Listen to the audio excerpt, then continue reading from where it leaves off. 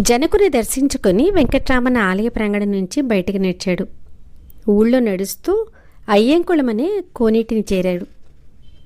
ముత్తుకృష్ణ భాగవతార్ చెల్లెలిచ్చిన భక్ష్యాల పొట్లాన్ని కోనేటిలోకి విసిరేశాడు. అక్కడి నుంచి వస్తుండగా ఎవరో అపరిచిత వ్యక్తి నీ జుట్టును తీయించుకోవాలనుందా అని అడగగానే అప్రయత్నంగానే అవునన్నాడు. తిరువణ్ణామలైకి తిరుపతిలో వలనే మొక్కుబడిగా జుట్టును తీయించుకునే వాళ్ళొస్తారు. ఆ అపరిచిత వ్యక్తి వెంకట్రామన్ను ఈ వృత్తికి సంబంధించిన మంగలి వద్దకు తీసుకువెళ్ళాడు.